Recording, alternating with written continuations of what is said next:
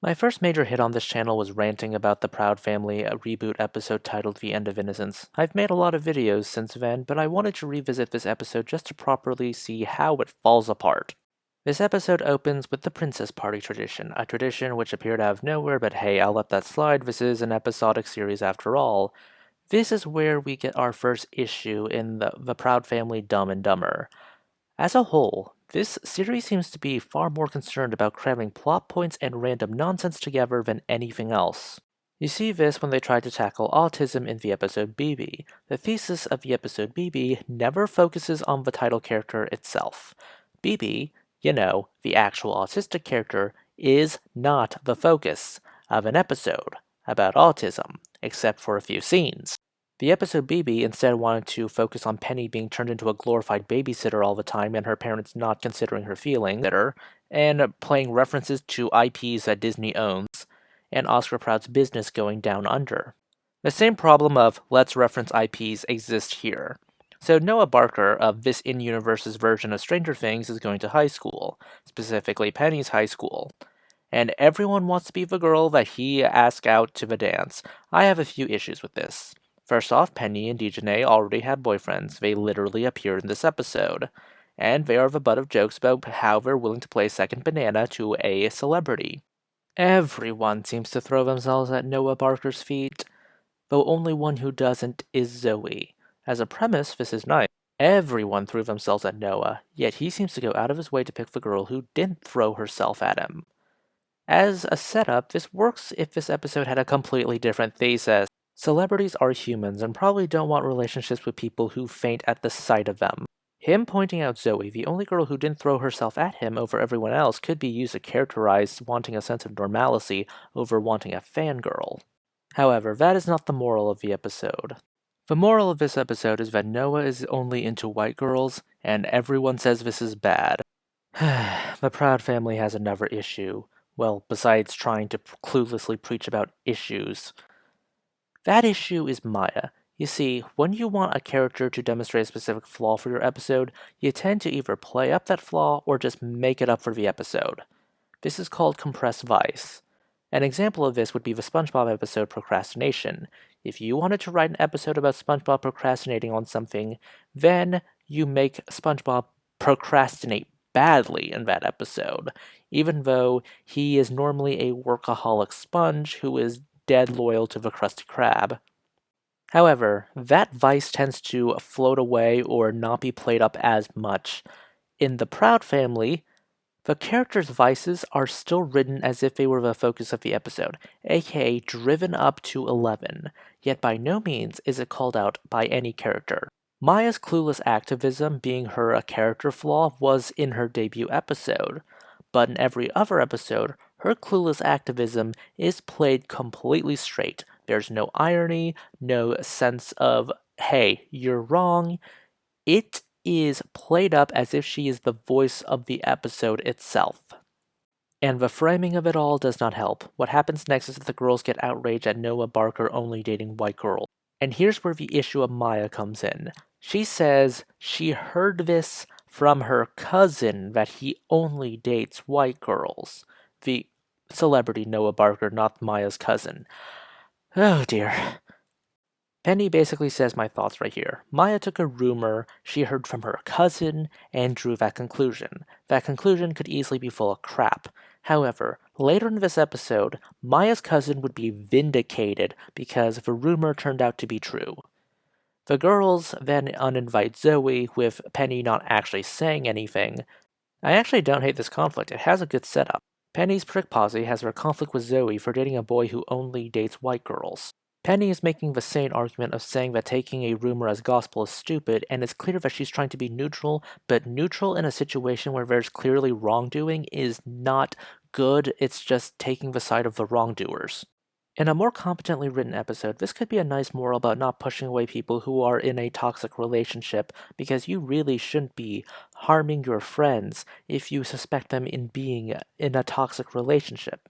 Except that's not what this episode preaches. If you're wondering why three idiots are hiding behind their easels, it's because they think Zoey's going to kill them with arrows over uninviting her to the princess party. After realizing that she wasn't going to kill them, they spend a good few minutes demonizing Zoey.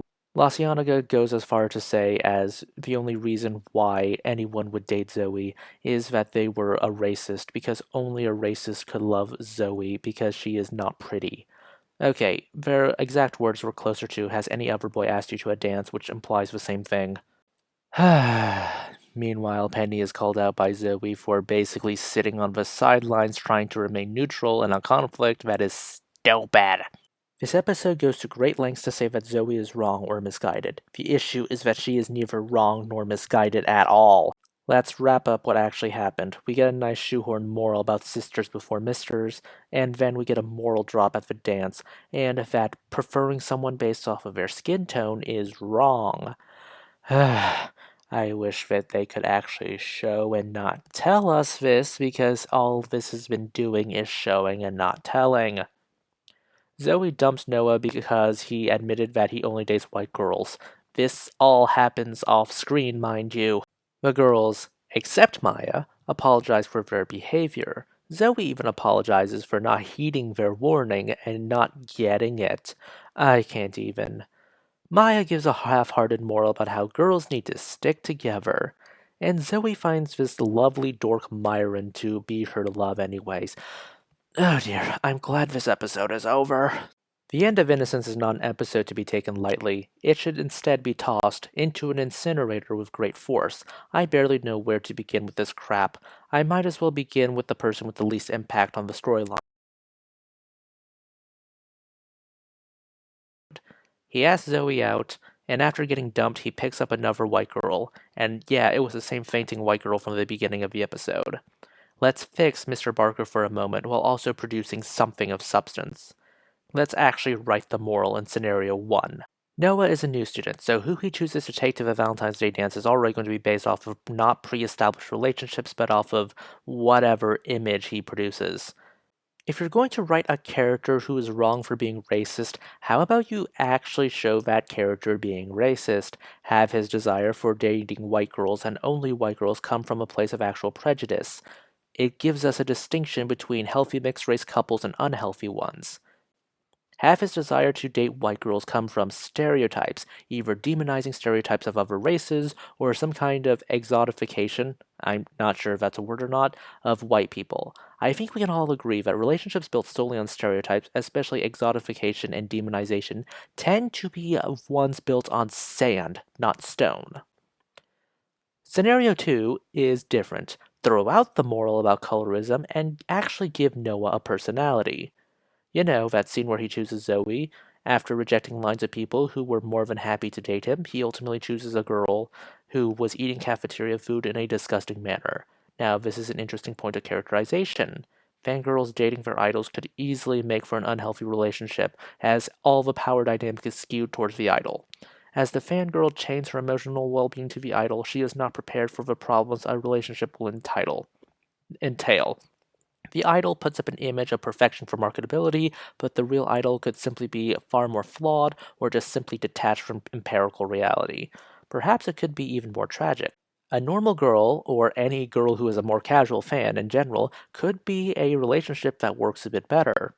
Maybe Noah wants a relationship with someone who isn't a fangirl because he once dated a fangirl and she just used him for clout. Not wanting to be hurt again, Noah simply chooses someone he believed in as a casual fan or not a fan at all. It would be interesting to see Disney tackle something like the challenges of being a star at a young age and the possible toxic relationships that can be fostered as a star. Or we could go for a third scenario, online harassment morals. I think all of us can agree the internet is a bit of a toxic waste pit, specifically the Blue Bird website. You will find no shortage of conspiracism, power harassment, and other forms of bigotry on the Blue Bird website and many parts of the internet.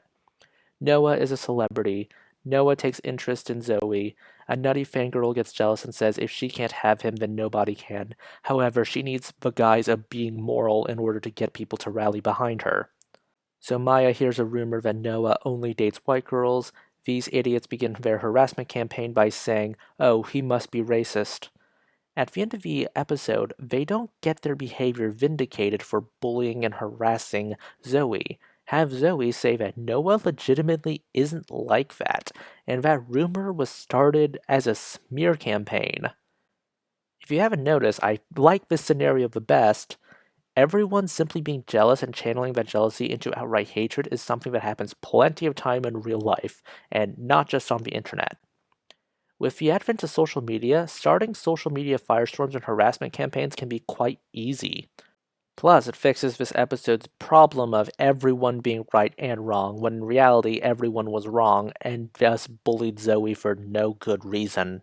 My original episode review ended with me throwing people into hell as if I was musical hell, so let me throw people into hell for old time's sakes.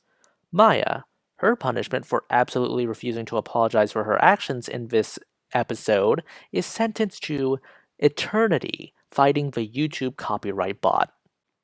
For trying to cheat on her boyfriend, Penny is condemned to defending Twilight. Yes, Twilight in a theater filled with the most rabid Twilight haters out there.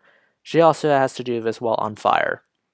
Dijonay, for escalating the conflict to ridiculous degrees, gets to spend eternity being attacked by both Tom and Jerry.